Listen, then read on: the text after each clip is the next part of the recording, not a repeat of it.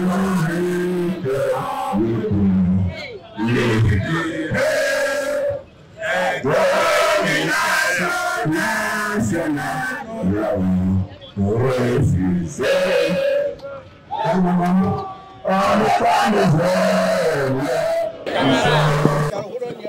je voudrais m'adresser non pas au gouvernement, mais à vous.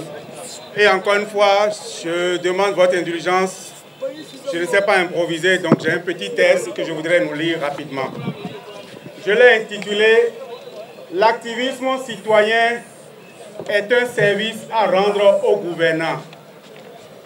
La situation actuelle de notre pays réclame notre attention, notre indignation et notre réaction individuelle et collective. Je voudrais sincèrement vous remercier, tous, vous, nos militantes et militants, et l'ensemble des citoyens de ce pays. Il est grand temps de souhaiter et d'exiger une gouvernance moins brutale et moins déshumanisée. Il est grand temps de revivre dans un environnement démocratique et de redonner le droit de se plaindre au peuple quand il a mal. Car tant que nous permettons à un individu de décider seul et pour toujours de notre destinée, nous serons condamnés à errer. Ça fait trop longtemps que nous nous retrouvons à subir une gouvernance qui méprise le citoyen, le travailleur et les efforts de production de richesses des uns et des autres. N'ayons pas peur de le dire clairement. La gouvernance actuelle du Bénin ressemble plus que jamais à une gouvernance d'écrasement du citoyen. Une gouvernance qui piétine les libertés civiques, les libertés syndicales et politiques. Une gouvernance qui, au lieu de servir les populations, se sert des populations pour consolider un pouvoir de plus en plus aveugle, sourd et féroce. Est-ce que vous êtes fiers aujourd'hui d'être béninois? Êtes-vous fiers de célébrer une gouvernance capable d'emprisonner le lanceur d'alerte, mais de faire libérer par contre une autorité administrative coupable de fraude foncière et de vol de parcelles?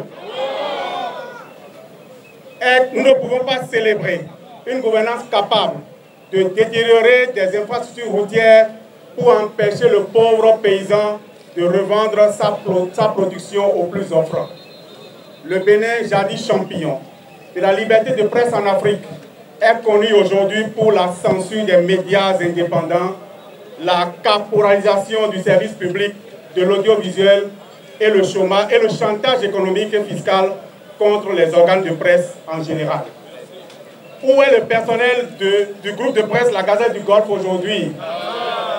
Où est le personnel de Soleil FM aujourd'hui?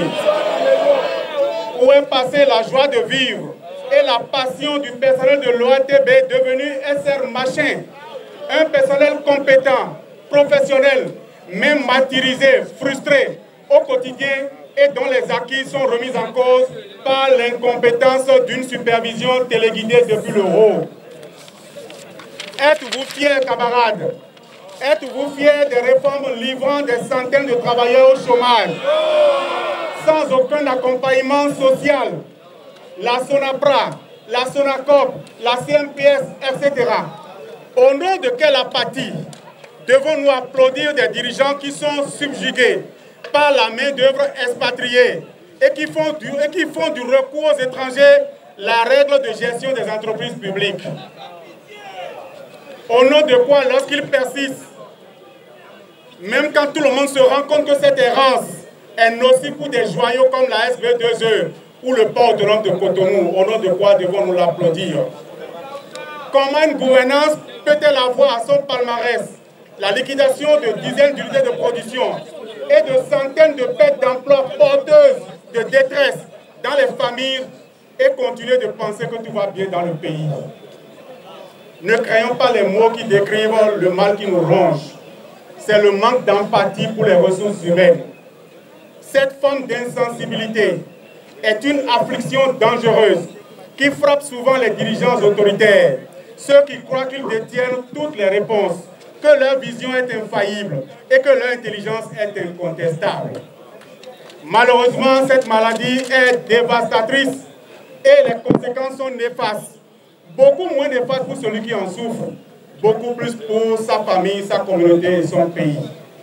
En refusant d'accepter la diversité des opinions, et en muselant toute forme de dissidence, la gouvernance a transformé le Bénin en une démocratie inversée où la liberté d'expression est réprimée, les droits de l'homme sont bafoués et les travailleurs méprisés. Cela a conduit à une série de politiques désastreuses qui ont nui à notre économie, à notre société, à notre démocratie. Les réformes précipitées et mal conçues ont pour effet de marginaliser les plus vulnérables et d'appauvrir les populations. Oui aux réformes qui réforment effectivement, non aux réformes qui tuent, qui déshumanisent, qui dérégulent, qui déréglementent, qui affament, qui ferment les frontières et ruinent les transporteurs, les commerçants et autres opérateurs économiques. Non réformes qui détricotent la carte diplomatique de notre pays, qui rend invisible et ridicule la politique diplomatique et complique la vie de la diaspora béninoise à travers le monde. Non réformes qui désossent le code du travail en inventant un confort par la loi sur l'embauche pour le compte des employeurs. Non réformes qui déchirent le droit de grève et réussissent à jeter le l'opprobre sur le pays partout dans le monde. Comment peut-on s'interdire le dialogue et la contradiction alors que la situation sociale du Bénin se détériore, les inégalités sociales explosent, la pauvreté ravage nos communautés et l'accès aux services de base tels que la santé devient de plus en plus inabordable pour la majorité de la population. Pendant ce temps, la transparence refuse de visiter les salaires politiques. Il est temps pour nous, en tant que travailleurs conscients et engagés, de refuser de rester silencieux face à cette injustice. Nous devons nous lever ensemble, défendre nos droits et exiger un changement radical. Nous méritons une gouvernance transparente et responsable, un dialogue social constructif et une société où chaque citoyen conserve l'espoir qu'il peut prospérer et s'épanouir en restant dans le pays. Il est temps d'exiger un leadership humble, respectueux et démocratique, qui reconnaît la valeur de chaque voix et qui travaille en collaboration avec les partenaires sociaux pour reconstruire un avenir meilleur pour tous. Le silence face à une gouvernance inadéquate et incomplète est non seulement nuisible, mais aussi fatal pour la santé de toute la société. L'apathie et le manque d'engagement citoyen ne rendent aucun service aux dirigeants. L'activisme syndical citoyen responsable est un élément vital de toute démocratie vivante. En revanche, lorsque le peuple se lève et fait entendre sa voix, il envoie un message fort aux dirigeants. Nous sommes ici, nous sommes conscients et nous exigeons les changements. Le Bénin mérite un leadership véritablement éclairé, au service du pays certes, mais surtout au service des populations et de l'intérêt général. Ensemble, levons-nous pour parler à nos gouvernants, dans la courtoisie certes, mais dans la fermeté pour un Bénin d'espérance. Et n'oubliez pas, chers amis, n'oubliez pas, ensemble, les villageois sont toujours plus forts que n'importe quel chef de village solitaire. Je vous remercie.